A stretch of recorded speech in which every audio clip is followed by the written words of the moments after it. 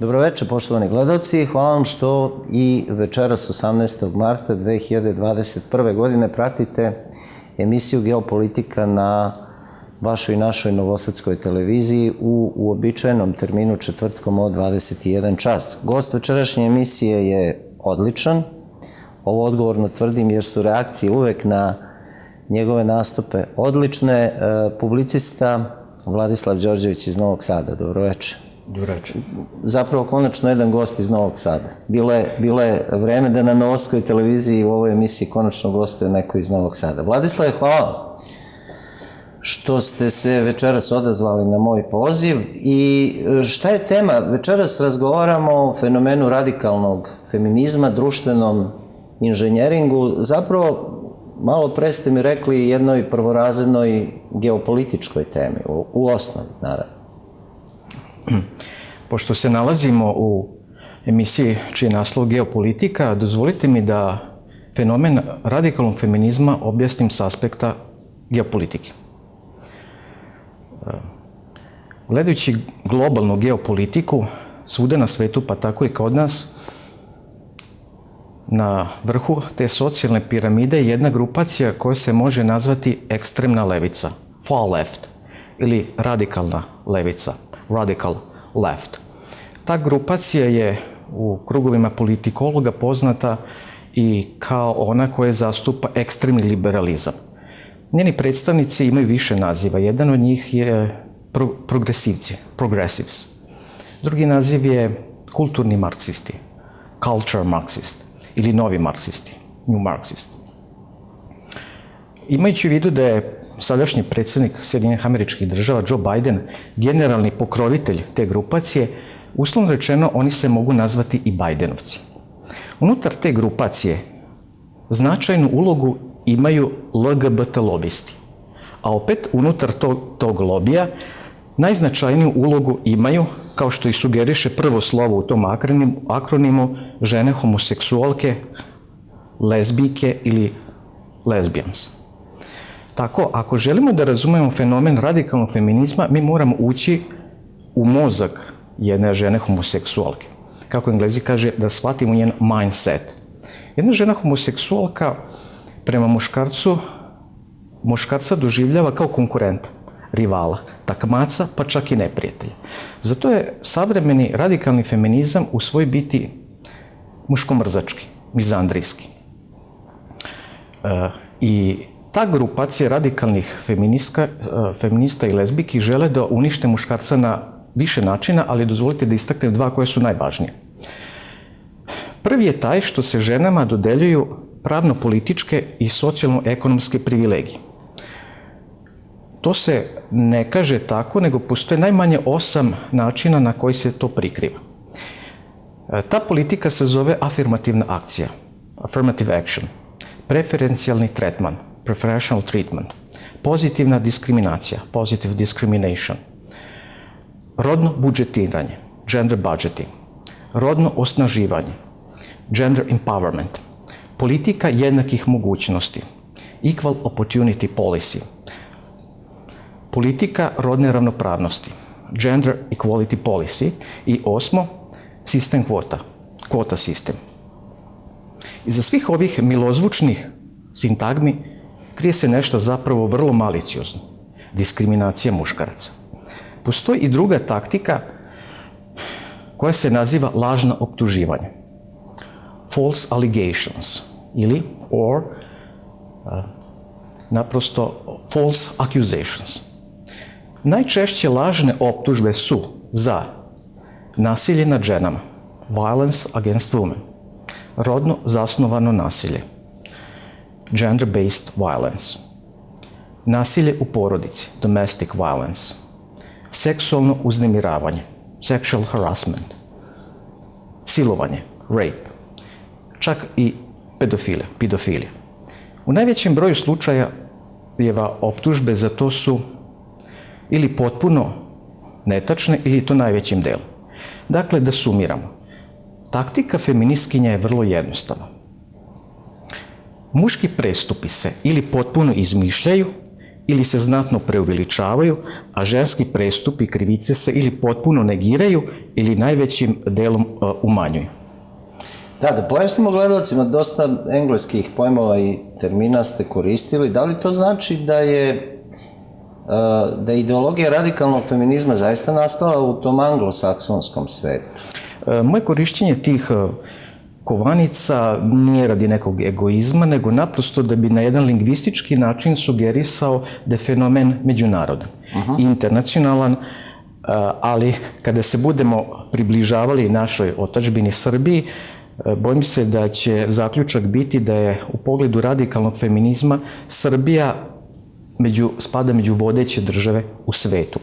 U tom smislu, čak i prema takozvanom indeksu rodne ravnopravnosti, koji se zove baš Gender Equality Index, Srbija je u samom vrhu.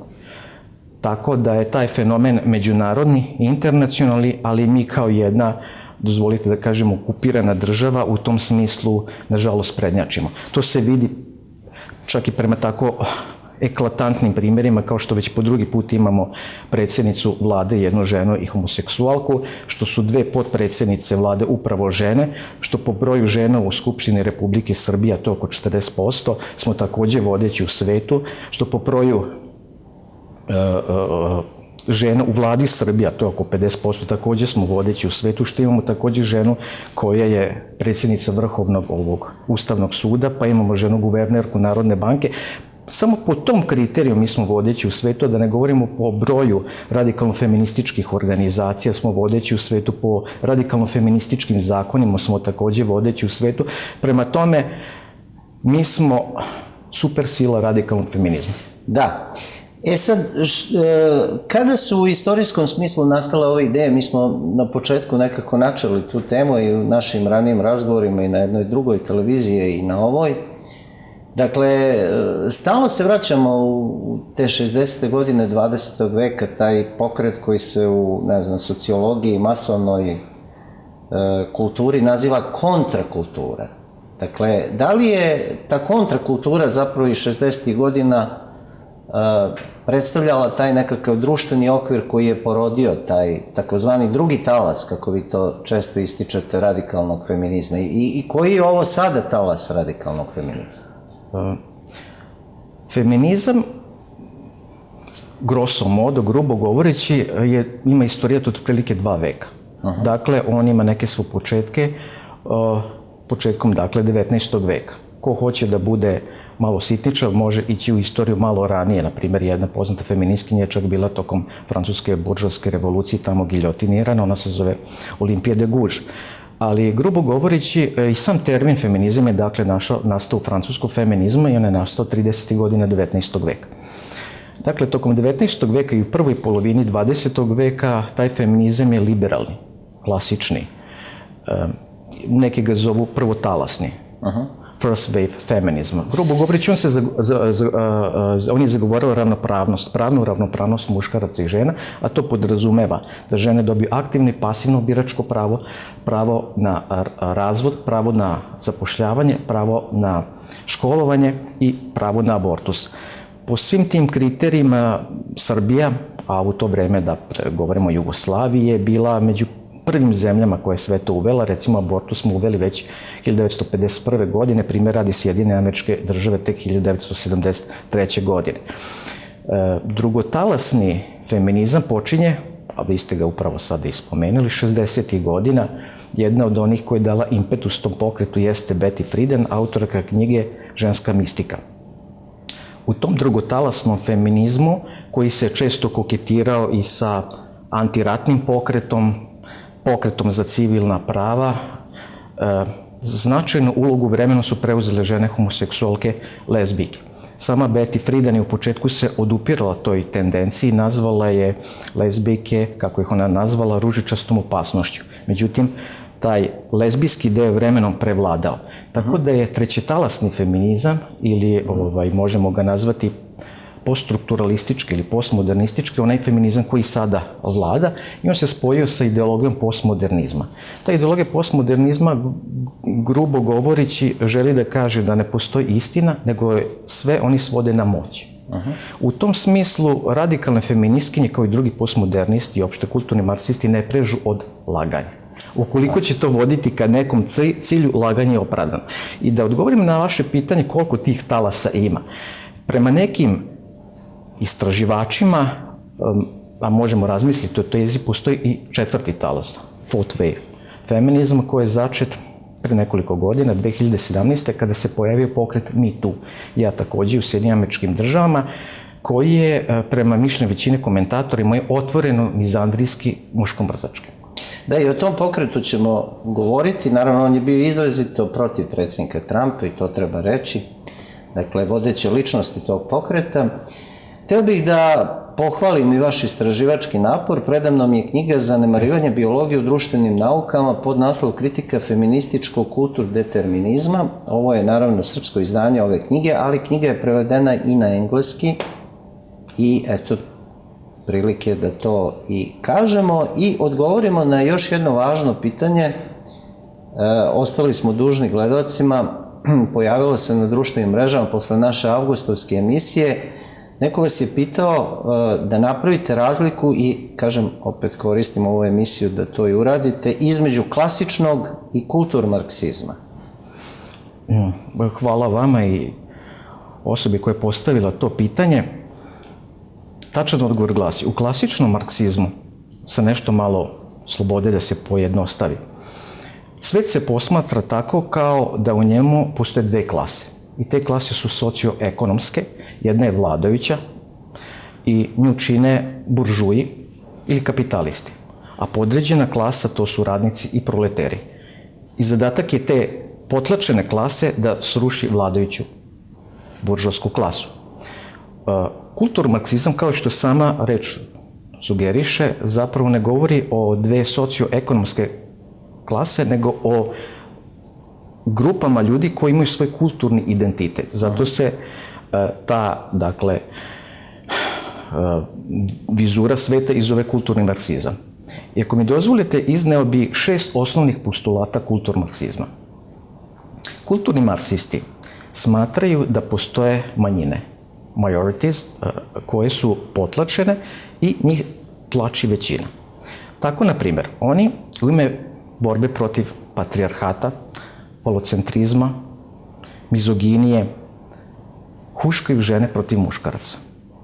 U ime borbe protiv rasizma huškaju nebelce, pogotovo crnce, protiv belaca. U ime borbe protiv heteronormativnosti ili homofobije, oni huškaju homoseksualce protiv heteroseksualaca. U ime borbe protiv kolonijalizma, one huškaju neevropljane protiv evropljana. U ime borbe za multikonfesionalnost, oni huškaju nehrišćane protiv hrišćana. U ime borbe za multikulturalnost, oni huškaju imigrante protiv domicilnog stanovništva, to je starosedelaca. Prema tome, ako neko gleda ovu emisiju, a kojim slučajem je starosedeoc, muškarac, heteroseksualac, belac, onda je on primarna meta kulturmarksista. A da, primarna meta kulturmarksista. Zapamtit ćemo. Da, pod izgovorom kulturmarksističkih obrazloženja, ideoloških, uočiva jedna tendencija, mislim da ova korona tu tendenciju samo pojačala i podstakla, da se sve više ugrožavaju prava pojedinaca na slobodu govora. Kakva su vaše i šira iskustva u vezi sa ovom temom? Dobro, ja znam da vam je ovo, Novosadska televizija vam je najveći domet medijski, uz naravno poštovanje koje bih ovom prilikom iskazao prema onim televizijama koje su vas pozivale, ali to su uglavnom YouTube televizije. Zašto? To hoću da vas pitam, ti glavni mediji prosto ignorišu ovakav kritički odnos prema temi kulturmarksizma. U krajnjoj liniji imamo i taj poznati slučaj sa predsjednikom Trumpom, kojeg su kulturmarksisti isključili u roku od nekoliko sekundi iz živog prenosa. Dakle, ako se to dešava predsjedniku Amerike, zašto se ne bi dešavalo bilo kome na ovoj planeti? Jedna od prvih rečenica u mojoj emisiji jeste glasila da je vladajuća elita kulturmarksistička. U Republici Srbiji kulturmarksisti vladaju doslovno svim državnim institucijama. Oni vladaju Vladom Republike Srbije, Skupštinom Republike Srbije, Vladom autonomne pokrajine Vojvodine, Skupštinom autonomne pokrajine Vojvodine, sudovima, tužilaštvima, vojskom, policijom, bezbedonosno-informativnom agencijom, centrima za socijalni rad, školstvom, primarnim, sekundarnim i tercijalnim i posljednje, ali ne najmanje važno, medijima. Kulturmarksisti imaju svoje mete i one posebno su, dakle, usredotočeni na kontrolu medija i kontrolu obrazovanja. Oni žele da njima ovladaju i to su uspeli. Pojava je odavno uočena i već je steklo određeni naziv. To se u publicistici zove feminacizam ili femifašizam. S obzirom su to zapravo nacizam i fašizam dve desničarske ideologije, da je ovdje zapravo reč o jednoj ekstremnoj levičarskoj ideologiji, pravilniji bi naziv bio femikomunizam. Bez obzira kako god krstili tu pojavu, reč je o jednom totalitarizmu. Pa ako mi dozvolite, onda hvala i vama i ovoj televiziji što je dopustila da se ipak taj totalitarizam ipak malo razbije. Da, ali pomenuli ste radikalni feminizam koji danas vlada Srbijom kao jedna ekstremno levičarska doktrina i ideologija, ali kako onda objašnjavate taj paradoks? Prelazimo malo i na konkretizaciju ove naše priče da ovaj najavljeni zakon o istopolnim zajednicama odbacuje ogroman broj građana. To govore sve sondaže javnog mnjenja. Evo, otkriću i vama i gledalcima i jednu ekskluzivnu informaciju. Sutra u Pečatu, nedeljniku Pečat, pojavit će se čak 204 potpisa. Ljudi koji se, uglednih ljudi, ličnosti, nekoliko akademika je tu koji zahtevaju da se taj zakon povuče iz skupštinske procedure. Dakle, mi govorimo o jednom Gleichschaltung, kako bih rekao, koji ipak ne pokazuje neki uspeh nema neki širi društveni odjek. Sve su to neki, kako bih rekao, zakulisni i zatvoreni krugovi koji promovišu ovu priču. Pa, ako mi dozvolite, ja bi odgovor na vaše pitanje dao sa dva aspekta, biološkog i istorijskog. Sa biološkog aspekta, homoseksualnost je naprosto ona pojava koja ne vodi ka reprodukciji. Naša, dakle, biologija je po definiciji heteronormativna, što znači da oni jedino reprodukcijom, dakle, se stvaraju novi živi organizmi. Prema tome, i to je razumljivo zašto većina ljudi u Srbiji, a i svuda na svetu, zapravo odbacuje tu LGBT agendu. Ali ta LGBT agenda je veoma moćna i ona ima svoju istoriju od pola veka. Savremeni pokret za prava homoseksualaca, Gay Rights Movement, nastao 1969. godine u njujorškoj četvrti Greenwich Village, u jednom pubu koji se zvao Stonewall. U tom pubu su se okupljali muškarci homoseksualci koji su se oblačili u ženske odeće. U slengu oni su se zvali drag queens. U tradicionalnoj terminologiji to su transvestiti. Sada ih u Americi zovu obično cross-dressers, oni koji se oblače muškarci kao žene. U taj pub su često ulazila policija i tada, te godine, 1969. godine, ti homoseksualci su se pobunili. Već sledeće, 1970. godine, u Njujorku su organizovali prvu paradu ponosa. Nedavno je održana u Beogradu. Ono što je važno istaći jeste i sledeća činjenica. LGBT agendu ne podupiru samo homoseksualci, nego podupiru i heteroseksualci. U publicistici oni se nazivaju politički homoseksualci. U toj grupaciji veliki uticaj imaju upravo žene heteroseksualke. One su poznate kao političke lezbijke. Na čelu naše države upravo su neke predstavnice toga, glavne predstavnice tog smera su upravo Gordana Čomić i Zorana Mihajlović. Naprosto one guraju tu agendu.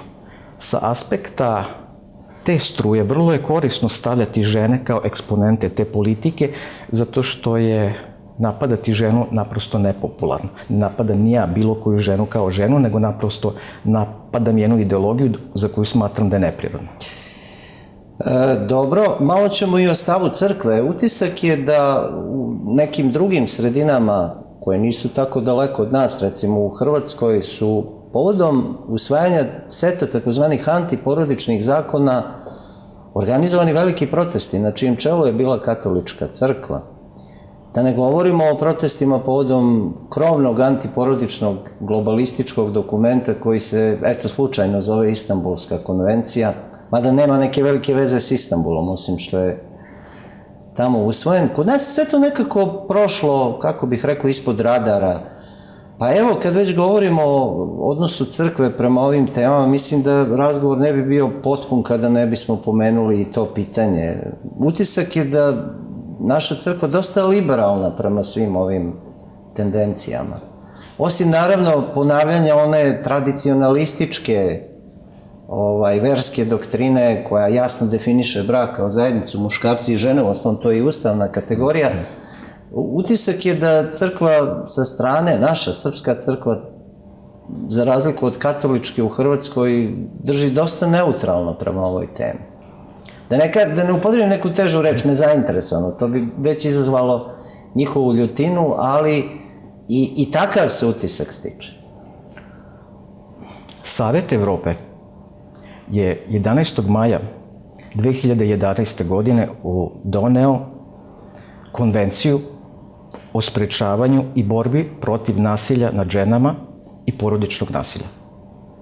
Ta konvencija je doneta u Istanbulu, pa se u žurnalistici i publicistici zove, kako ste upravo vi sad i rekli, Istanbulska konvencija. Mislim, nema veze sa Turcima, to hoću da kažem. Pa ja sam, ako mi dozvolite, i dao objašnjenje zašto se tako i zove. Dakle, to je reč o konvenciji Saveta Evrope. Ali naravno u žurnalistici se može i nazvati Istanbulska konvencija. Istanbulsku konvenciju je već sledeće. 2012. godine potpisala Republika Srbija, a ratifikovala sledeće 2013. godine. U tom smislu, naša država, Republika Srbija, je učinila nešto mnogo pre i mnogih država koje su članovi Evropske unije. U tom smislu mi smo bili evrounijatski od mnogih država Evropske unije. Taj otpor toj Istanbulskoj konvenciji naročito je jak, kako ste u vašem pitanju i sugerisali, u državama sa katoličkom većinom, što je s aspekta geopolitike i razumljivo, zato što katolička crkva ima viševekovnu razvijenu socijalnu doktrinu, koja se na italijanskom zove doktrina socijale. Neke pravoslavne pomesne crkve, uključujući i najveću rusku, takođe imaju svoju socijalnu doktrinu koja se naziva društveno učenje. Ona je prevedena na srpski jezik i pozivam sve dobronamerne ljude koje žele da se informišu da pročitaju to, dakle, društveno učenje Ruske pravoslavne crkve. To je ozbiljan dokument, čitao sam. Da, ali naša pomesna crkva, Srpska pravoslavna, taj dokument, iako je baš upravo ona prevela i baš je preveo njegovo preosveštenstvo episkop Bački Novosadski gospodin Irinej, nema usvojeno društveno učenje i to je prema mom mišljenju jedan, ali nažalost ne jedini razlog zašto smo mi kao srpsko društvo neotporni na takve štetne uticaje kao što su ideologija dženderizma. Jedno metaforički govoreći, mi dakle nemamo antitela kojima možemo da se odupremo silama dženderizma. Neke sredine, uključujući Hrvatsku, Mađarsku, Poljsku i slične sredine gde je katoličke crkve jak, otpori su mnogo bili veći i doslovno su postojale i demonstracije. Nažalost, naša crkva je veoma konzervativna kad je reč o liturgiji i dogmatici, ali, ako mi dozvolite, dosta inertna kad su u pitanju socijalna pitanja. Da, iako mi ovde zapravo sve vreme govorimo o jednoj dobro organizovanoj i agresivnoj manjini koja je uspela u onom svom naumu iz 68. da se dogodi taj tihi hod kroz institucije. To je zapravo bio njihov slogan iz 68. Dakle, institucije, kako ste rekli, je osvojila jedna ideologizovana manjina koja, nezavisno od stavova javnog mnjenja, sprovodi svoj dnevni red, zamišljeni dnevni red. Evo, opet ponavljam, dobar primjer je ovaj zakon o istopolnim zajednicama. Da se ne naljuti niko, istopolne zajednice, to je jedan eufemizam, jedna protivustavna kategorija. Šta to znači? Vi ste spomenuli sintagmu tihi hod kroz institucije, naravno nju je skovao jedan levičar, Antonio Gramsci, ali tu politiku su prvi premenili boljševici, trotskisti. Zato se politika o kojoj mi večeras govorimo u nekim krugovima zove ne boljševička politika ili neotrocistička. Ali ako mi dozvolite, smatram neophodno da dam odgovor na jedno pitanje koje često ljudi postavljaju, a to je šta je dženderizam? Dobro. Da bismo to shvatili, potrebno je poznavati jednu važnu naučnu disciplinu koja se zove evoluciona psihologija, evolutionary psychology. Jedan poznati evolucioni psiholog, Robert Wright, je primetio da su u krugovima ljudi koji se bave društvenim naukama, social scientists, tokom 20. veka prevladala ideja da biologija nije važna. A da biologija nije važna? Biology doesn't matter. Citiram reči upravo spomenutog američkog. Dakle, biologija nije važna. Biology doesn't matter. Biologija nije važna. Naravno da je važno, samo taj autor iznosi mišljenje mnogih naučnika. I u tom smislu on je nabrojao neke od tih vodećih misaonih pravaca. Na primjer, popularni freudizam, koji zapravo nije nikakav biološki determinizam, nego zapravo roditeljski determinizam. Ta doktrina, dakle, ima više naziva, neki od njih su socijalni konstrukcionizam. Tako se ona zove u sociologiji, baš tako social konstrukcionizam. Kod američkih antropologa ona se zove kulturdeterminizam. Culture determinizma, i ta reč se nalazi u podnaslovu moje knjige. Kod britanskih antropologa ona se zove socijalni determinizam, social determinizam. Kod psihologa ona se zove behaviorizam. Kod feminista ta doktrina se zove dženderizam. Reč je, dakle, ovo sam pravio uvod ne zato da bi se pravio pametan, nego naprosto da bi ljudi shvatili da jedna doktrina može imati više naziva. Dženderizam, dakle, ima svoju predistoriju, ali on je klasično uobličavanje doživeo sa knjigom koja je izašla 1972. godine u Velikoj Britaniji, koju je napisala britanska feministkinja i sociološkinja Anne Oakley, a zove se Pol, rod i društvo. Sex, Gender and Society. Od to doba razvila se, dakle, ta takozvana rodna teorija, gender theory, što je, dakle, rodna ideologija, gender ideology. Ona je toliko preplavila celo društvo da gotovo je istisnula reč pol, koja prema njihovom mišljenju označava biološke karakteristike ljudi, a navodno rod označava društveno uobličavanje bioloških svojstava. To prvo nije naučno tačno, a drugo nije ni lingvistički tačno, jer reč rod i pol u lingvistici nemaju takva značenja. Koliko je opasna ta ideologija dženderizma svedoči i činjenica da je upravo pokrajinski sekretarijat za sport i omladinu, upravo naše... To je 2015. godina, pred vama je to prvo izdanje. Autonomne, dakle, govorimo o autonomne pokrajini Vojvodini, dakle... Da, svojevremeno je to izdanje izazvalo veliku pažnju javnosti, nije baš prošlo nezapaženo. Da, upravo ja sam doneo u studiju da vam pokažem. Znači, to je 2015. Da, govorimo o udžbeniku koji nosi zdravstveno vaspitanje u reproduktivnom zdravlju i posljednje poglavlje su upravo tako i zove rodna pitanja, gde su upravo dženderistička ideologija eksplicitno izneta. Ali izvinite, Vladislave, evo, predavno mi je još jedan primer, ja sam ga poslao ovih dana, novosti su dosta opširno pre 2 dana o tome pisali. To je ovaj skandalozni udžbenik, najava skandaloznog udžbenika iz biologije za 8. razred, koji bi trebao se pojavi od septembra, koji prosto znači jedan agresivni upliv te takozvane dženderističke, kako rekoste, ideologije u naš obrazovni sistem. Dakle, to sad više nije science fiction literatura, nego i nekakva zamisao, naučno-fantastična. To je sada stvarnost obrazovnog sistema. Pa to samo potvrđuje upravo iznetu tezu da su, dakle, dženderisti, radikalni feministi okupirali više školstvo preko takozvanih rodnih studija, gender studies, srednje škole upravo...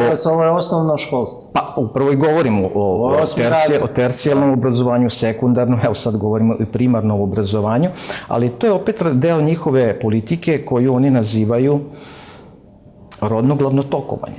Tako se to zove, gender mainstreaming. To dakle znači da oni žele da rodnu ideologiju ubace u sve državne institucije, uključi i sve školske institucije.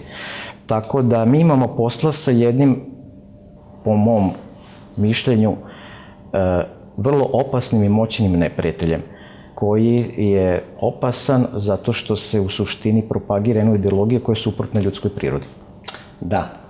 Da, ajmo malo i o teorijama zavere. Zašto u posljednjih godinu dana više se niko ne usuđuje da napada teoretičare zavere? Jer su se zapravo sve teorije zavere pokazale kao tačne. I zaista vi vrlo dobro znate kao i ja da postoji ta teza o zlatnoj milijardi, o smanjenju broja stanovnika na planeti, još od doba Maltusa i tako dalje. Pošto su ovo antiporodične, odnosno u zagradi antinatalitetne ideologije, da li bi mogla se kaže da je to skriveni onaj tajni dnevni red našeg večerašnjeg razgovora? Da. Naslov ove emisije bi mogao da upravo tako glasi. Antinatalitetne ideologije ili antiporodične ideologije, može se reći i antibračne ideologije. I ima ih mnogo, ali 4 su najznačajnije. To je radikalni feminizam, to je ideologija homoseksualizma, to je ideologija transgenderizma i ideologija ekstremnog pedocentrizma. Ideologija radikalnog feminizma doslovno odgovara žene i da stupe u brak i da rode decu. Ideologija homoseksualizma naprosto nameće jedno obrazac ponašanja koji po defaultu ne vodi ka reprodukciji. Ideologija transgenderizma se svodi na uništavanje reproduktivnih organa, što takođe sprečava reprodukciju. I ekstremni pedocentrizam se svodi na ideologiju koja daje toliko moć deci, a toliko oduzima prava roditeljima da destimuliše roditelje da imaju decu. Kombinovane te 4 ideologije, koje dakle protežiraju upravo dženderisti, dovodi do jednih vrlo opipljivih rezultata. Koji su to?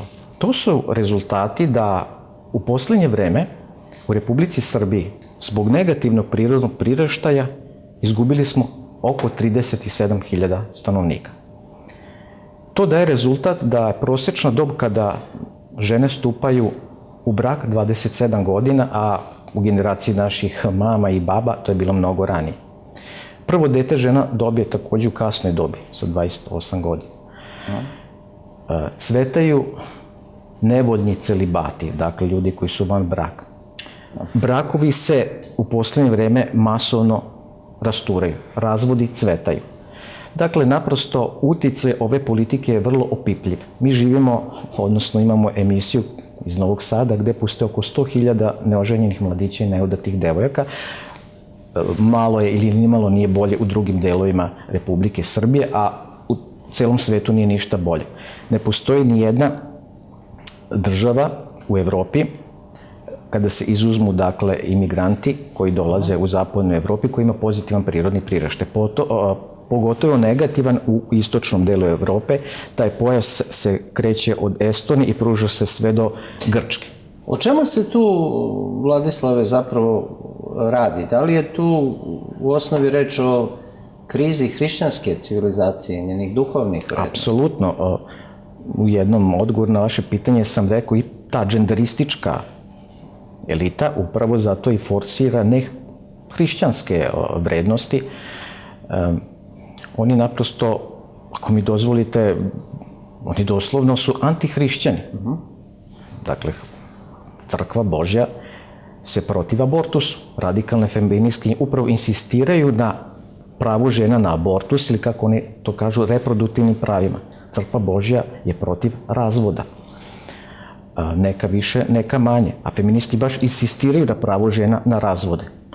Dok hrišćanska crkva uči supružnike, pogotovo žene, da budu smerne i čedne, radikalne feministinje podstiču žene da budu buntovne, agresivne i promiskuitetne. Dakle, naprosto radikalni feminizam je doslovno u smislu jedna antihrišćanska ideologija.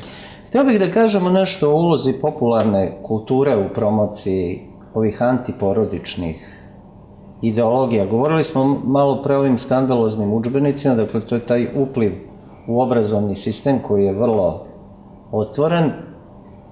Uticaj na naša zakonodavna tela je više nego očigledan, ali popularna kultura je popularna kultura. Ona naravno ima i svoju pozitivnu i svoju negativnu stranu.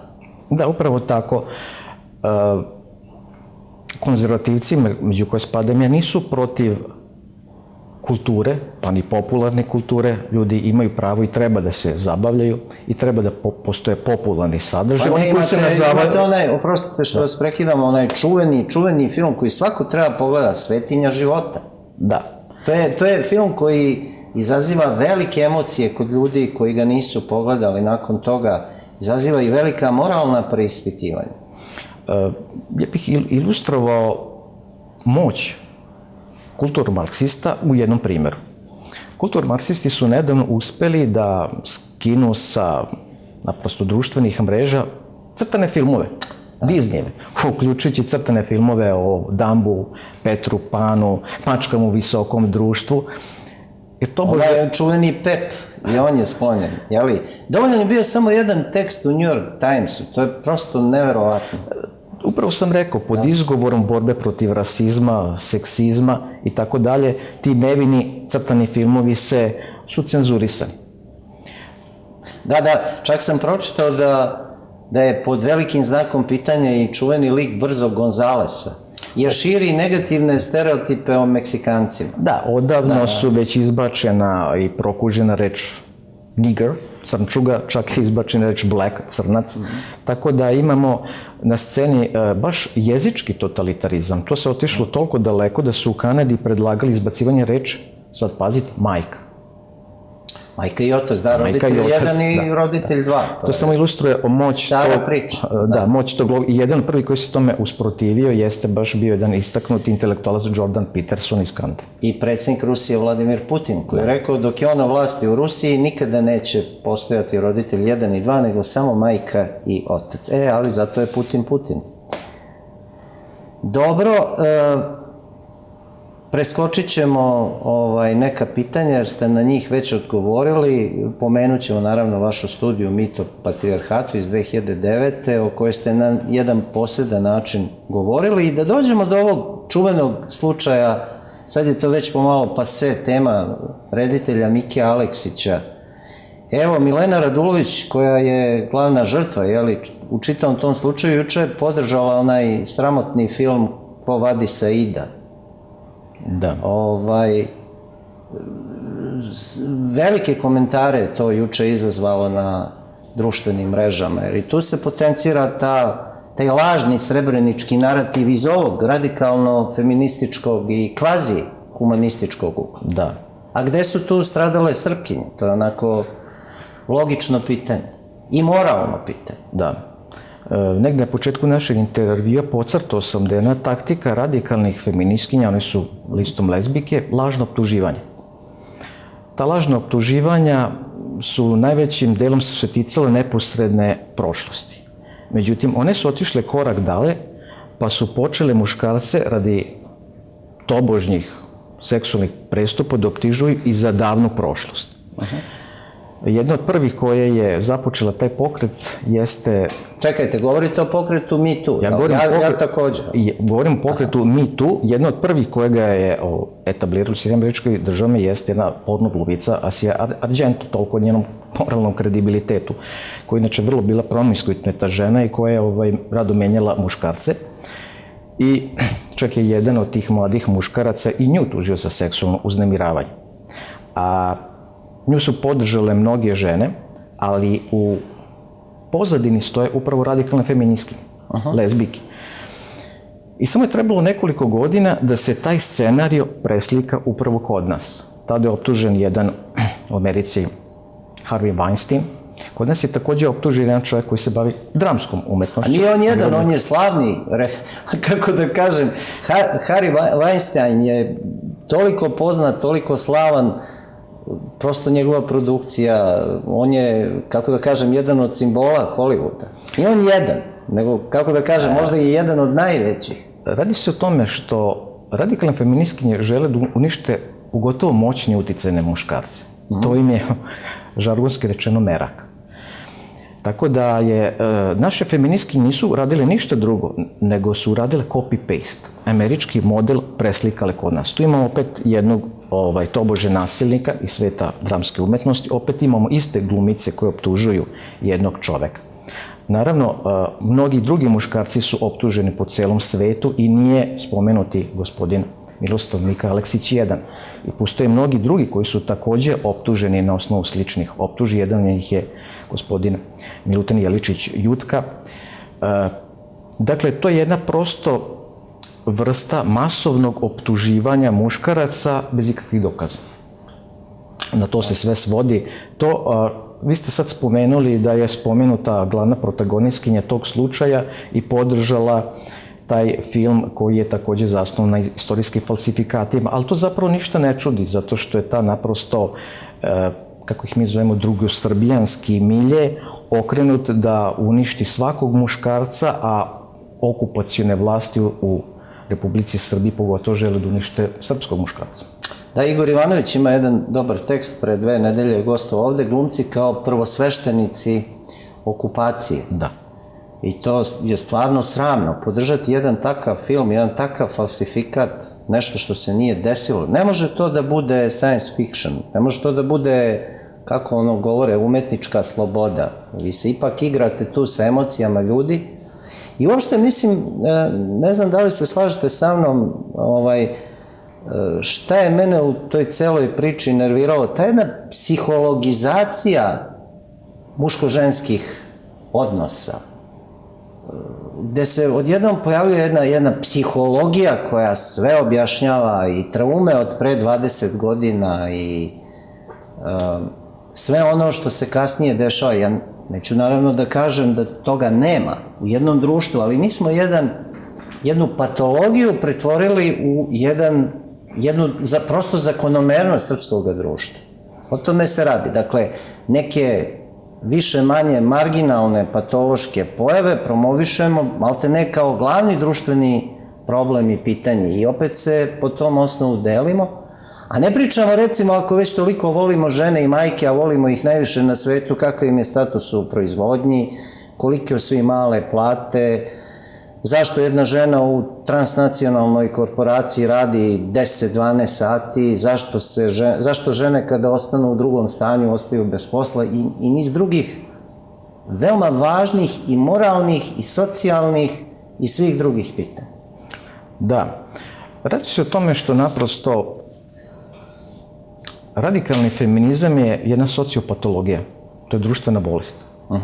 I vi ono o čemu ste sad pričali nije ništa drugo nego indikacije te bolesti.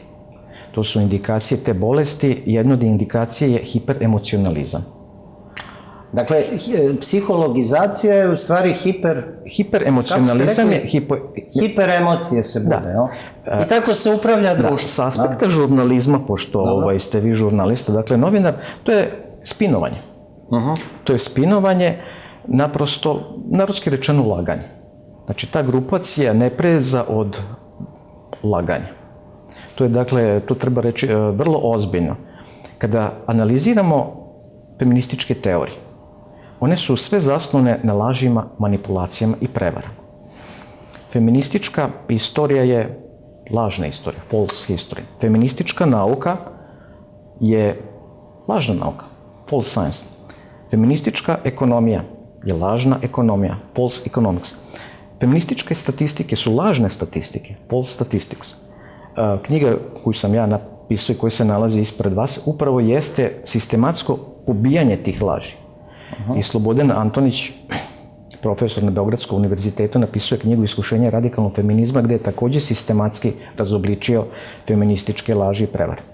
Dakle, psihologizacija teme muško-ženskih odnosa ima za cilj ne da reši problem, nego da ga još više podstakne. Jesam ja to dobro razumio? Tamo gde se traži analitičnost, preciznost, mi smo počašćeni besomučnim laganjem i manipulisanjem. Gde se traži moralno, odgovorno, precizno izveštavanje, mi smo počašćeni besomučnim spinovanjem. O tome je reč. Zato moramo biti jako obazrivi i nasedati na te feminističke narative. Ali oni funkcionišu na sledeći način. Moramo shvatiti pozadinu tih manipulacija. U ovom trenutku žene uživaju socijalno, ekonomsko i pravne političke privilegije. Da bi oni dobile još veće privilegije, moraju se razvijeti diskursi o ženskom ugnjetavanju, eksploataciji, diskriminaciji. I upravo svi ti narativi ženu treba da predstave kao žrtvu. Pojava je odavno uočena i nazvana je žrtvena kultura, victim culture. Taj smer u feminizmu se zove žrtveni feminizam, victim feminism. Ali to se radi vrlo smišljeno. Proizvodnja tih žrtava ima pravu svrhu da te tobožne žrtve dobiju određenu moć. Pojava se zove moć žrtve, victim power. Prema tome, mi imamo posla sa jednim ozbiljnim manipulantima. Da, i pošto ste više puta pomenuli taj izraz viktimizacija, dakle, iz pozicije žrtve sve je dopušteno, ali to je sada jedna posebna tema. Ako mi dozvolite, samo bi malo pojasnio ljudima, pošto sam upotrebljavao neke akademske izraze, da je možda malo približim u svakodnevnom životu. Optužbe za seksualno uznemiravanje su zapravo želja da se spreči udvaranje. Optužbe za silovanje u najvećem broju slučajeva su zapravo želja da se prekine bilo kakvi intimni odnosi među polovima. Optužbe za diskriminaciju žena u ogromnoj većini slučajeva svrha toga da kod žena izazove revolt i bunt i gnev. Dakle, sve se svodi na jednu vrlo jednostavnu stvar, da se odnosi među muškaraca i žena naprosto pokvare. Da, ne bih razgovor smatrao potpunim zastaćima na ovom mestu kada ne bismo pomenuli čuvenu knjigu Planeta žena profesora Toševskog, uvek ga pominjemo i to onako prvi pionirski poduhvat na ovim prostorima na jednu temu koja zadire u oblast muško-ženskih odnosa. Njegova čuvena rečenica je da je muško-ženski odnos osnovni društveni odnos. Rušio je onovremene postulate marksizma na našim prostorima, ali o profesoru nešto kasnije. Nadam se da ćemo sada u razgovor uključiti jednu damu, gospođu Mariju Stajić. Marija, da li se čujemo? Dobroveče. Dobroveče, čujemo se. Divno. Da vas predstavim gledalcima, vi ste član upravnog odbora Udruženja Centar za život. Znam da možda niste bili u prilici da pratite naš razgovor, ali povod za vaše javljanje večeras i uključenje u ovu emisiju je najava čitavog seta antiporodičnih zakona protiv kojih se, koliko sam ja razumeo, i vi kao majka i žena i vaše udruženje bunite. Šta su vaše osnovne primedbe? Da, evo, baš ovih dana smo aktivni i okupljaju se intelektualci širom Srbije da iskažu svoje mišljenje o tome, to je svoje neslaganje. Najvažnije je zapravo reći da je ceo ovaj paket zakona, a govorimo o predlogu zakona o istopolnim partnerstvima, predlogu zakona o rodnoj ravnopravnosti i o izmenama zakona o zabrani diskriminacije. Dakle, ceo ovaj paket je zapravo zasnovan na neistinama, na propagandi i na, tako reći, pravnom i političkom nasilju. Javna rasprava je namenski ograničena na svega par nedelja, tako kako bi se zapravo izbjegla stvarna rasprava i pokazivanje demokratske volje većine građana. Sve je zasnovano zapravo na 3 netačne premise, tako da kažem. Prvo je da ovde nije reč o usvajanju zakona o istopolnim brakovima, nego zakona o istopolnim zajednicama, što nije tačno, jer vidimo u saradnji sa pravnicima koji su analizirali ove predloge zakona, vidimo da je zapravo namera da se taj predlog prava istopolnih zajednica reguliše maksimalno široko i da se rešava u mnogome kroz porodično pravnu materiju. I samim tim vidimo da isto tako nije slučajno što su polazne osnove uglavnom uzimane iz porodičnog zakona Srbije. Dakle, mi govorimo o istopolnim partnerstvima, istopolnim zajednicama, a koristimo porodično pravnu terminologiju i zapravo u mnogim aspektima te zajednice izjednačavamo sa porodicama. Druga netačna premisa jeste da istopolni partneri ne mogu da regulišu svoja prava u Srbiji, što u suštini nije tačno, jer svako može da sklopi bilo kakav ugovor koji je u skladu sa zakonom i da bi rešio, na primjer, neke imovinsko-pravne odnose. To se može rešiti kroz ugovor o doživotnom izdržavanju, što naš pravni sistem prepoznaje. zatim ugovor o ustupanju i raspodeli za života, pa čak i putem ugovora o kupoprodaju i o poklonu. Treća netačna premisa jeste da je Srbija u obavezi da zakonski reguliše istopolne zajednice zbog odluke Evropskog suda za ljudska prava. Međutim, to nije tačno jer postoji takođe i brojne druge odluke Evropskog suda za ljudska prava koje nisu sprovedene ne samo u Srbiji nego i drugim državama članicama, tako da dakle, nismo u obavezi da taj zakon usvajamo. Kreće se od toga da je u reč o antidiskriminacionom zakonodavstvu, da određena populacija ne bi bila diskriminisana, međutim, samim tim što vidimo da se tu koristi porodično pravna terminologija, zapravo pokazuje da tu nije reč o antidiskriminacionom zakonu. No, opet pravnici će to bolje komentarisati, kao što su i danas učinili na jednom predavanju koje je organizovao Institut za evropske studije, organizovano je online putem platforme Zoom. Tako da, mislim da za nas koji nismo pravnici i za vaše gledalce je zapravo najvažnije da znamo da su ove tri tvrdnje na kojima se temelji opravdanje za donošenje ovih zakona zapravo netačne. Da, od vas sam, Marija, saznao da se sutra u nedeljniku Pečat pojavljuje spisak potpisnika, reč je o uglednim ličnostima i intelektualcima, među njima su i akademici, dakle nekoliko članova Srpske akademije nauka i umetnosti koji se protive usvajanju ovih zakona, naročito zakona o istopolnim zajednicama. Dakle, da li je to nekakav put koji vi predlažete, peticije, potpisi, čak negde kola i teorija po društvenim mrežama o mogućem referendumu, naravno, narodnim inicijativama i tako dalje. Dakle, šta konkretno predlažete, na koji način da se vaši istomišljenici organizuju u Srbiji? Pa u razgovoru sa pravnicima sam saznala da ne znam koliko ima osnova da se baš za ovo sad konkretno pokrene referendum. Međutim, mislim da svakako imamo dosta različitih alata, instrumenta, tako da kažem, koji su svima nama kao građanima, kao poreskim obveznicima ove države na raspolaganju. Jedan od tih jeste i peticija putem koje možemo da iskažemo svoje mišljenje o nečemu i da pokrenemo prosto raspravu u široj javnosti za koju vidimo da nije ni bilo kada su ova tri predloga zakona u pitanju.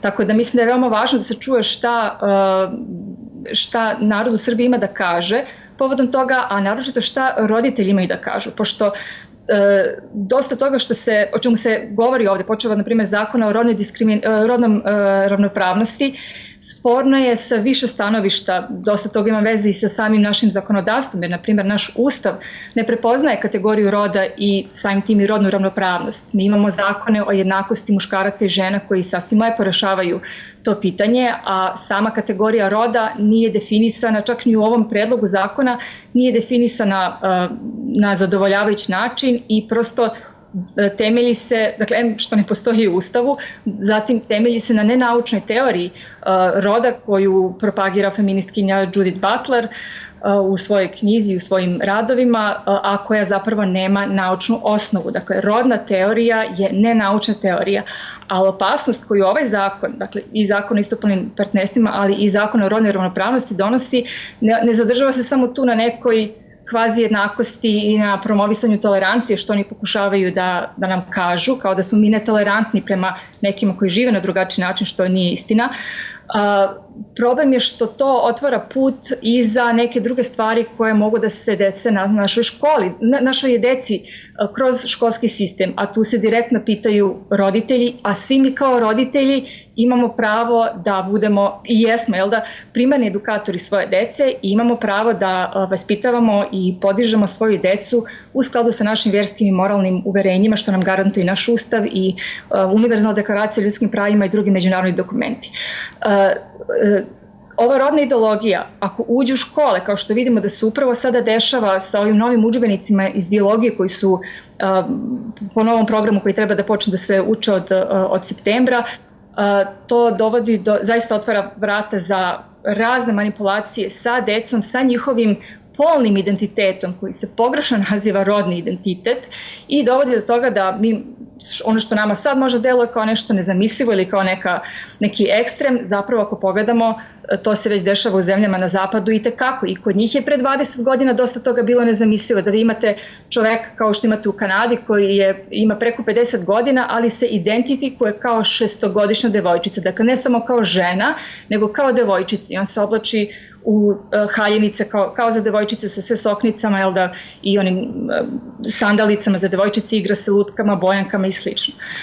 Tako da to deluje kao da je nešto što je daleko od nas, međutim nije. To je zaista posljedica onoga što se dešava na zapadu već decenijama. Da, imam, izvinite što vas prekidam, još jedno vrlo važno pitanje za vas. Hteo bih da kažem, vi ste i ko-urednik srpske stranice portala Međunarodne porodične vesti. Dakle, kako su tuđa uporedna iskustva u vezi sa svim ovim pitanjima? Pa vidimo upravo da većina zemalja koja je dozvolila legalizaciju istopolnih partnerstava, nakon toga je veoma brzo usledilo izjednačavanje tih partnerstava sa brakom. Dakle, čak ti dženderisti uopšte ne kriju da je to njima cilj. Ako pogledate šta su izjavljivale čuvana lezbijka Maša Gesen i uopšte, na primjer, advokatica koja zastupa jednu tu organizaciju na Havajima, prilikom komentarisanja predloga zakona o istopolnim zajednicama, ona je jasno rekla pred tim odborom da se oni tu neće zaustaviti, nego će ići dalje do potpune jednakosti sa brakom. A prosto brak, upravo zato što ima tako ključnu ulogu u istoriji naše civilizacije, zaslužuje da bude zaštićen. On odražava realnost, a realnost jeste da muškarac i žena daju jedinstvene i nezamenljive darove porodici i deci. Brak je prosto osnovna gradina, jedinica čitave naše ljudske civilizacije i to je izvor života koji stvara i održava našu civilizaciju i naše društvo. Svako dete ima pravo da poznaje svog oca i svoju majku i da odrasta sa njima, jer muškarci i žene jesu jednaki u smislu svih prava, i kapaciteta intelektualnih i sve to, ali su različiti po svojoj prirodi, po svojoj biologiji, što je sasvim u redu. I muškarac i žena u braku treba da se dopunjavaju. I upravo zbog toga što su muškarci i žene različiti, oni kroz svoju ulogu oca i majke mogu da daju detetu različite darove. Dakle, oni donose različite stvari u brak i u porodicu. I nauka je zaista dokazala, i psihologija i neke medicinske nauke, da je zdrava porodica funkcionalna u kojoj dete odrasta i sa ocem i sa majkom najbolja sredina za dete da ostvari svoj pun potencijal. Naravno, imamo i situacije samohranih roditelja, nije to idealno, ali opet ne možemo uzimati te situacije, te izuzetke, kao opravdanje da ozakonjujemo još više izuzetak, nego treba da težimo ka tome da zaista umesto upravo kao što imamo projekat da se oslanjamo na ove ideologije koje zarivaju klin u odnose između muškaraca i žena, treba da im pomognemo da prevaziđu svoje razlike ili neke nesporazume, što može da se desi u nekim partnerskim odnosima, jer je sve to zaista najviše za dobrobit dece koja treba da odrastaju sa ocem i majkom i da se pokuša se izbegne što veći broj razvoda, i svega da zaista pružimo deci najbolje što možemo. Hvala vam mnogo na večerašnjem nastupu u emisiji Geopolitika na Novosadskoj televiziji. Naravno, čućemo se, sarađivaćemo i dalje, pratit ćemo zapravo dalji razvoj događaja. Hvala još jednom i mnogo sreće i uspeha u daljem, naročito prevodilačkom radu. Hvala i vama. Hvala još jednom. Dakle, bila je to Marija Stajić, član Upravnog odbora Udruženja Centar za život. Vladislave, kako komentarišete nastup naše gošće? U jednom gostovanju na vašoj ili nekoj drugoj televiziji sam izjavio da će se pre ili kasnije u Republici Srbiji pojaviti žena antifeminista. Nastup gospođe Marije Stajić dokazuje da sam bio u pravu. Jedna od njih je, pored Marije Stajić, i Jovana Stojković, Mirjana Đorđević iz Sombora, i postoji mnogo drugo žena u Srbiji antifeminista iz jednostavnog razloga zato što one shvataju da je savremeni feminizam ništa drugo jedna sociopatološka muško-mrzačka ideologija. U svetu također postoji veliki broj žena antifeminista i dozvolite da spomenem neke od najvažnijih. Jedna od njih je Kristina Hoff Sommers, koja ima odlične videoklipove naslovljeni Činjenični feminista, Factual Feminist, gde ona razbija feministkinje. Jedna od njih je Karen Strong. Ona je vrlo interesantna jer izgleda kao neka lezbijka, kratko je ošišana, ali zapravo ona feministkinje jede za doručak. Jedna od njih je Casey J, koja je snimala odličan dokumentarni film Crvena pilula, The Red Pill, u kome je dala prostora da se artikulišu borci za muška prava u Sjedinjenim Američkim Državama, uključujući Warrena Farrella, osnivača muskulizma u Sjedinjenim Američkim Državama i celom svetu, i Paula Elama. Jedna od njih je, na primjer, iz Kanade, Janice Fiamengo, koja predaje, dakle, englesku književnost na Univerzitetu u Otavi, čiji su takođe videoklipovi odlični. Naprosto sve ove nabrojane žene i mnoge druge shvataju da je radikalni feminizam zapravo jedna muškomrzačka, mizandrijska ideologija. I dozvolite da spomenem na posljednjem mestu, ali nije ni najmanje važno, Erin Pizej. Erin Pizej je osnovala prvu sigurnu kuću na svetu.